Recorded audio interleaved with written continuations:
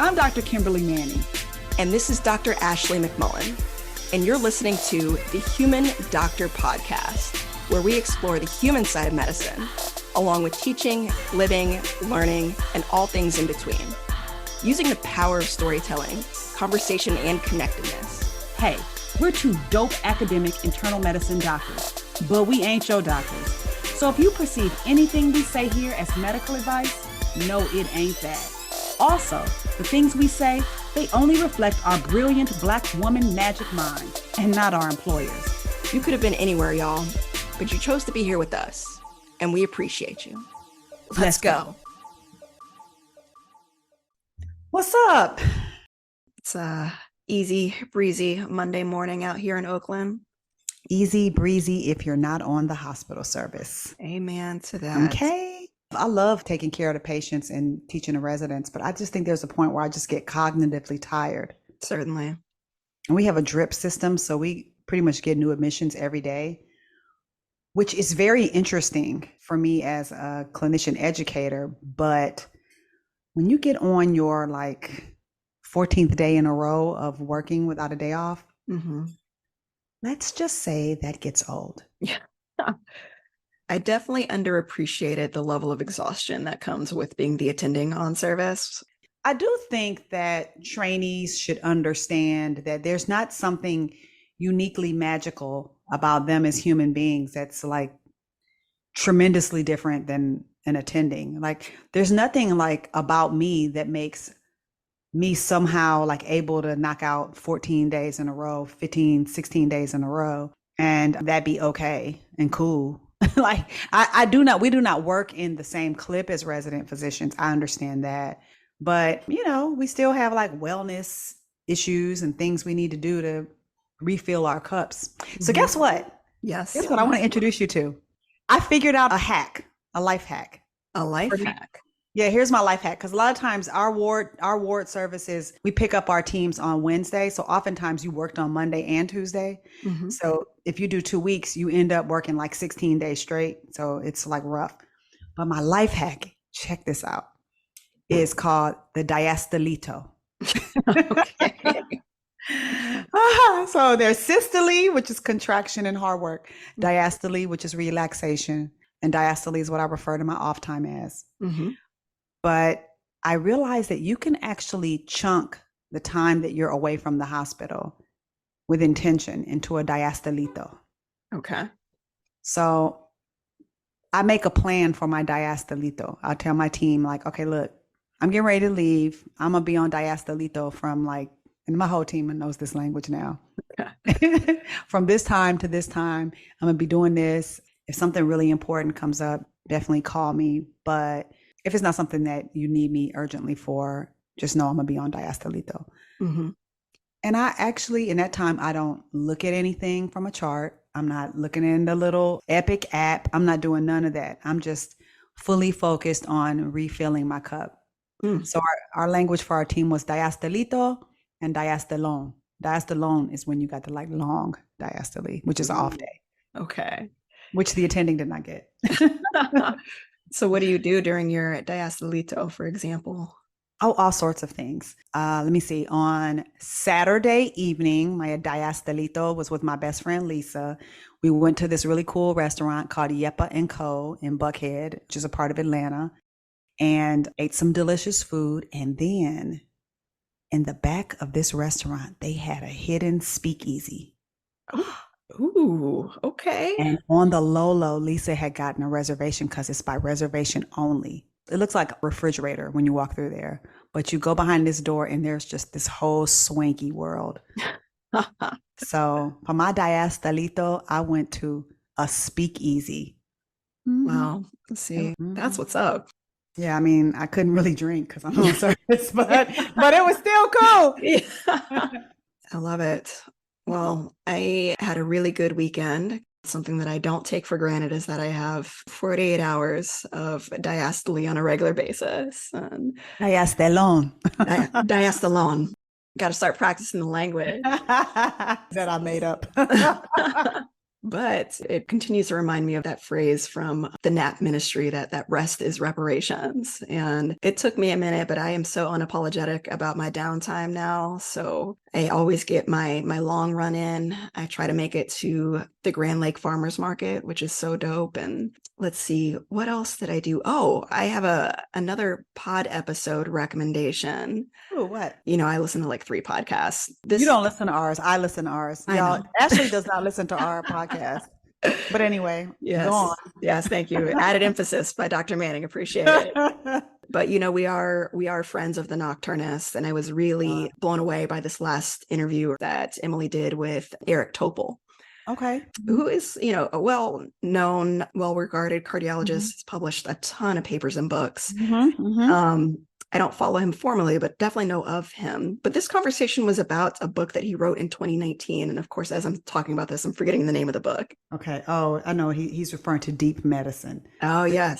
How artificial intelligence can make healthcare human again. Yeah. And he wrote this several years ago, before like the AI conversation became a bit more mainstream with ChatGPT.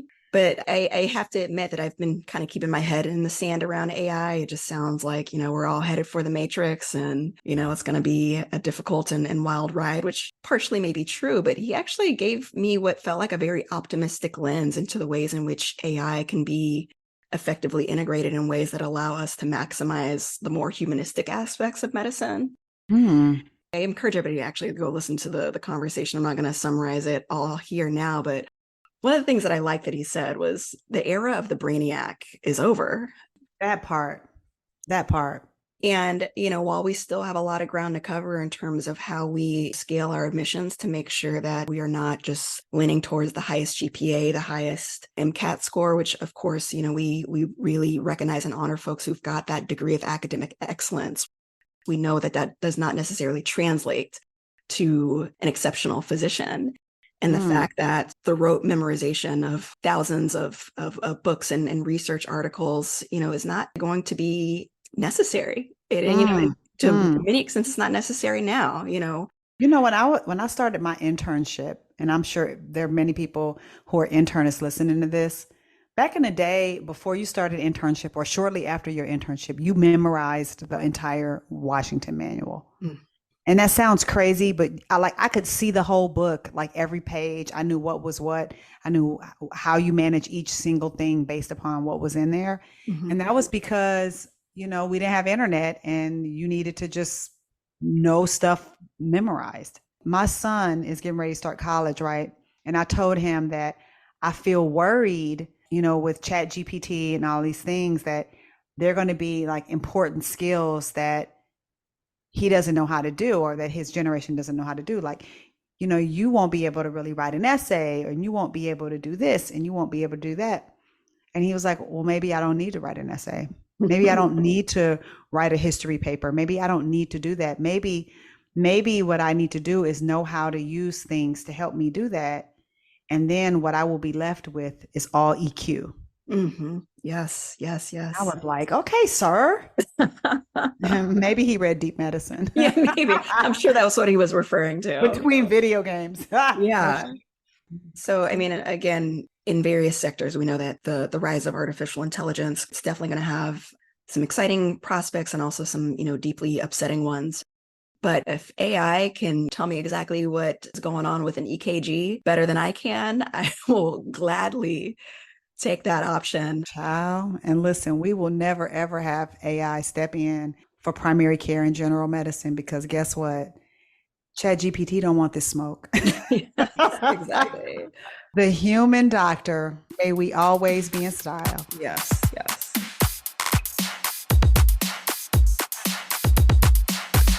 Well, ladies, gentlemen, and non-binary royalty, let me tell you something.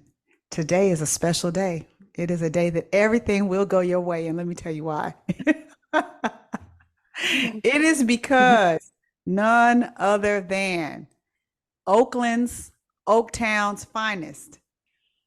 Well, originally she's from H-Town. I was about to say, I really represent for H-Town, but okay. I love Oakland. She represents for H-Town.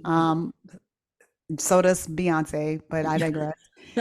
And but right now she's living in Oaktown, coming at you live and direct, hot and ready to not only tell a story, but after telling a story, edit the whole thing down for your listening pleasure and publish it whenever she feel like it. Because like I told y'all, she's the one over how this whole thing works. Yes. And y'all, that is Ashley McMullen. Mm-hmm. Let's give a round of applause. Thank you, people. Dr. McMullen. Mm-hmm. What, sis, is the what? Okay. We're so competitive with each other. I know, right? I was like, dang, these intros be sending me. Okay. The what is choice. Ooh. Mm-hmm. Choice. All right. Yes. I like it. Yes. I like it. Choice. So the power to choose. Agency. Yes. Agency.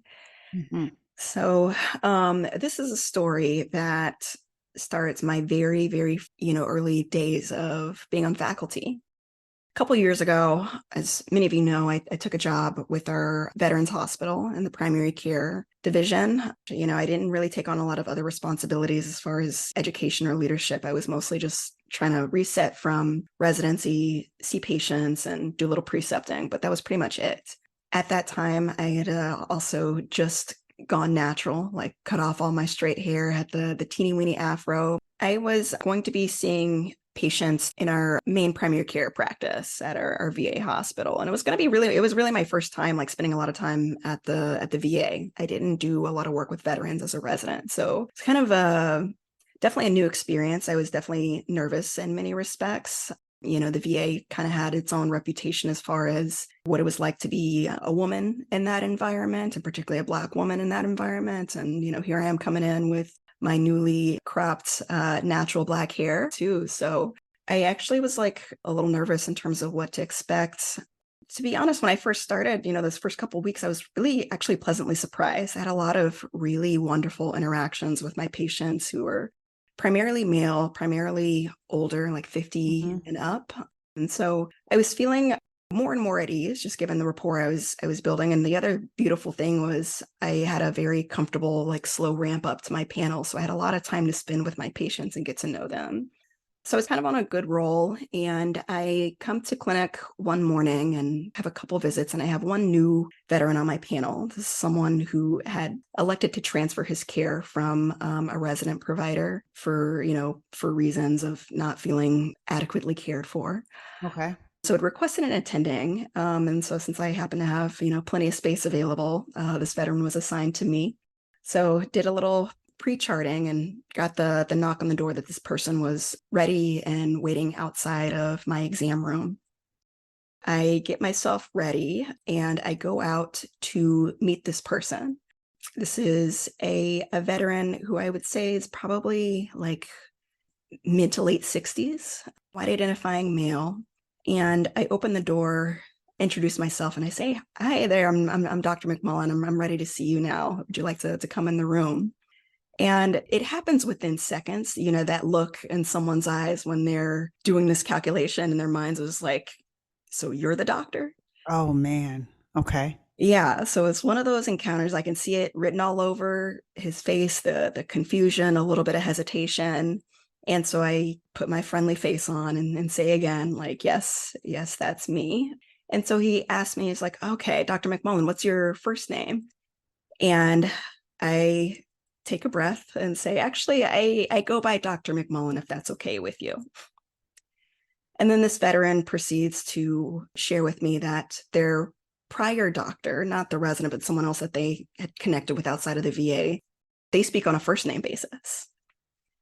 And I replied, "I understand, but I prefer to go by Dr. McMullen." Ooh-wee. Ooh-wee. I know, right? Brace yourself, girl. Oh, girl. Let me settle in my chair. Okay. Yeah. So he hears my response and then he responds, "Okay, well, you can call me Dr. So-and-so." Stop playing. Mm-hmm. Yeah. This veteran also happened to be someone on faculty at some university somewhere in a different state. He traveled back and forth. And so He was a doctor? he was a professor, not a medical doctor. Okay. Yeah, Someone with but did he have a doctorate? I presume. I didn't I didn't verify that. I'm sorry. Yeah. Look, see, you know what? Can't you tell I'm on the hospital service? I'm just trying probing to questions. Okay, let me be quiet. Okay. trying to check the facts. I understand, but essentially, that was the response, and it wasn't in like kind of a joy, like a playful, like, okay, well, I'm on faculty too. Like it was just kind of like a defensive response to me enforcing that. And so I remember vividly, like kind of having this interaction. And again, early in my faculty career, and at least by that point, again, I had had a couple weeks under my belt and was feeling pretty comfortable in the clinic. But in my mind, I was like, okay, I was due for one of these. Here we go. And I remember also, this inner dialogue of, all right, I'm just not going to like this person. We ain't going to have a good interaction today. And also recognizing there's a bit of choice in that matter in terms of how this is going to go. Mm. And so we sit down, start the visit, and he was like, well, I have a lot of things that I want to talk about. And so pulls out the list, which, for my folks in primary care can sometimes send you into like heart flutters because you're not sure how long this is going to go. Mm-hmm. But the thing is, I had time that day. I had time. And so I made the choice to sit patiently and let this person go through their entire list. And as they're talking, we're going like, now we're like 15 minutes in. He keeps looking up every once in a while to see if I'm still listening. Like he's waiting for me to interrupt him, and I'm just sitting there letting him talk. And it was an interesting thing. Like as I'm listening to this person kind of go on, he's talking about all these different nuanced things that he's concerned about. But as he's talking, he's also interspersing like all the activities that he's a part of. It's like, oh, well, when I, ran this many miles, or when I like go up the hill, or when I do, this, and this. And in some ways it felt hyper masculine. I could feel myself getting a little annoyed, but at the same time, in sitting there quietly and just listening, it struck me how much this man actually reminded me of my grandfather. And I was surprised by this. My grandfather, career military man, did multiple tours in Vietnam as a very proud Marine. I love my grandfather, but he can be quite verbose at times. And in a way that is just like always talking about, the things he did, like his accomplishments. And kudos to him for being proud of that. I'm proud of him. But I didn't recognize until I was like hearing this veteran go on and on, like it just seemed like he was trying to make sure that I got a certain picture, a certain story, a certain narrative about him. This is someone who had some pretty, long-standing and serious chronic medical issues. Like to be someone that active, who I'm sure was in pain just given the stuff that I saw, was actually like quite impressive. And I could tell that he really wanted to be seen as someone who was still very much living his life. And along with that, I could see a bit of the insecurity there as well. And so again, it was just like this choice in which I could like feel a bit of compassion, especially around connecting that story to someone that I loved. And so he got through talking, and again, he was just kind of surprised that I was just sitting there listening and not rushing him. And so I went through a couple things, and I made this decision also to share a little bit about my background and actually talk a little bit about my grandfather. And as soon as I started talking about my grandfather, who was also military, also very active and athletic, I could feel the energy in the room start to change. This veteran started perking up and kind of asking me more about him, and it opened this space actually. And I forget kind of how it segued into it, but at one point as we were talking, I said to him, it's like, the reason I ask you to call me Dr. McMullen is not because I'm caught up around the title. It's actually what I have to do to make sure that I get the same level of respect as my male colleagues.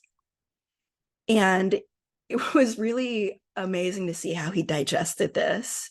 And it was like a light bulb went off, and he made a reference to some movie. I can't remember the name of it, but he was like, oh, it's like that scene from this movie. And I was just like, yeah, it's kind of like that. But I recall this phrase that reminded me of this, the choice to respond rather than react. And to be honest, like, I want to be very, very clear. There are many times when I react, when I shut down, when I just like, I ain't got the time or the energy for this foolishness today. Right. And I Right. think that those feelings are very, very justified, particularly Mm. given the environments that people have to, especially people of color, have to deal with. But on that day, I did have a choice. I Yeah. had time. I had the wherewithal to sit and listen and also make a humanistic connection. Mhm. And at the end, it was actually healing for both of us. I think, we grew to have a very respectful relationship after that. I don't think I completely rid him of some of his, gender biased tendencies and other inclinations, but I do think I gave him a different narrative that day to consider Mm. in terms Mm. of what he thinks a doctor is and a doctor looks like, and Mm. why one doctor might ask you to call them Dr. So and so as opposed to by their first name. That part. Hmm. I love that story. I Yeah. love that story. And I love that you decided to just be still Hmm. long enough to kind of let it wash over. So a few things that I pluck out of that. One is that piece, right? Because usually if you stay with anybody long enough, you're going to find a place where you intersect. And even if they're being annoying, especially if they're being angry, if you just are still, you're going to eventually have it revealed to you what y'all have in common. Hmm. And then when you meet in that space, you can kind of bow to each other and be, right? Hmm. And that tends to work. Even no matter how much you think somebody's totally different than you can generally find that space. The other thing is, as I listen to this story, I think about my feelings about being called Dr. Manning. So you did not have racial concordance or gender concordance with this man. He wanted to know your first name, and that's probably because he was prepared to call you by your first name. I admit my reason for people calling me Dr. Manning is not because of just, it's not really because of my gender. It's because of my race. Hmm. And I do that not because I think people don't even think I'm a doctor at this point. I do that as an homage to my grandparents, Hmm. and for every person of their generation who was absolutely disrespected in the Southern United States and never called by an honorific. Hmm. But you're going to use my honorific. My dad tells a story actually when he was on the clinical problem solvers, when he did that Juneteenth discussion before he passed away. He talked about how this young man kept calling his father William, Hmm. William. And, like nobody ever called our grandparents Miss so and so, Mr. so and so.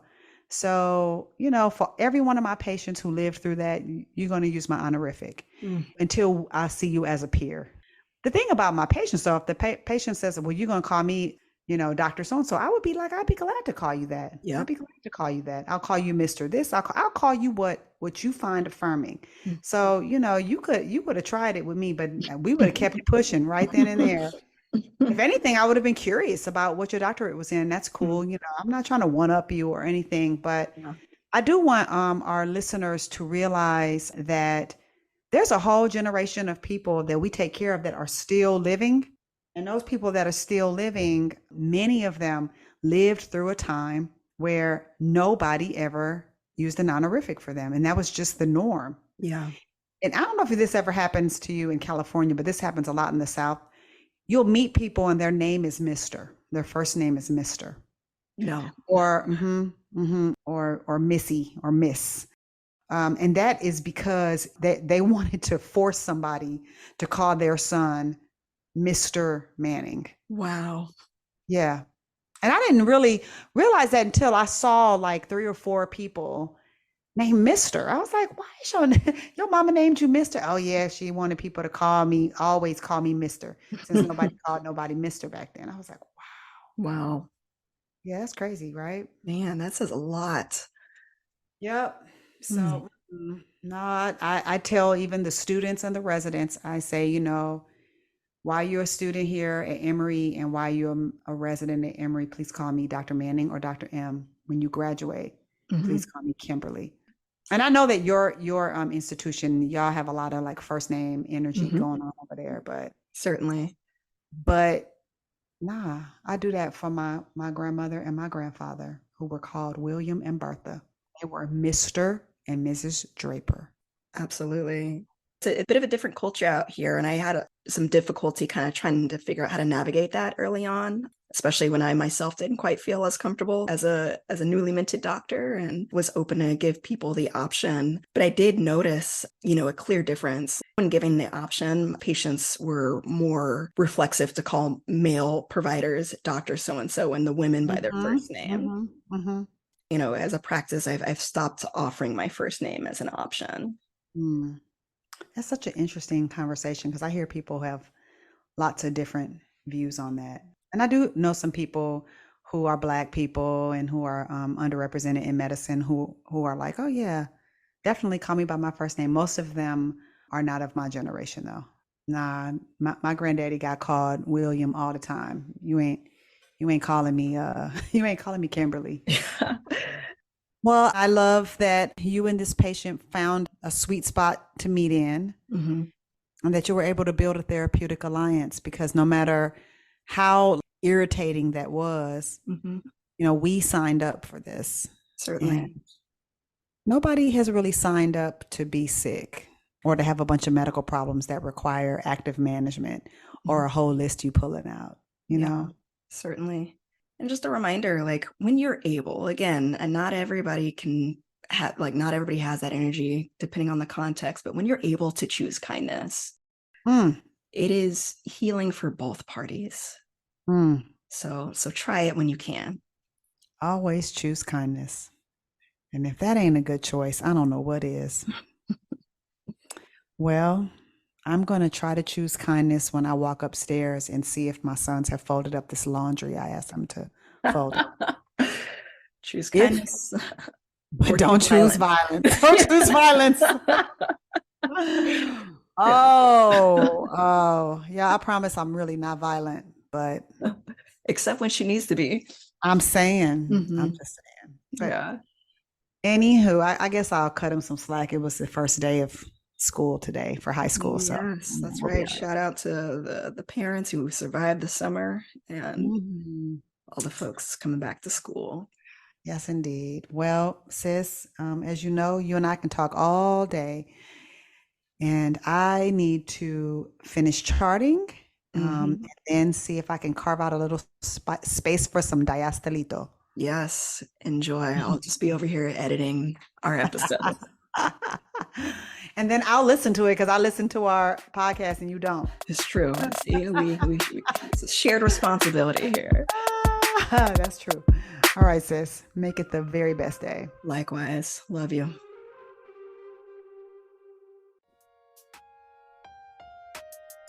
That wraps up this week's episode of the Human Doctor Podcast. Special thanks to our favorite brother gastroenterologist, Dr. Chuma Obiname, for the beats. Shout out to the Dr. Ashley McMullen for editing and production. Mad love to our podcast family at The Nocturnist and the Clinical Problem Solvers, our Med Twitter fam. And especially shout out to all of you, our listeners. Until next week, remember, we see you and you are enough. Holla!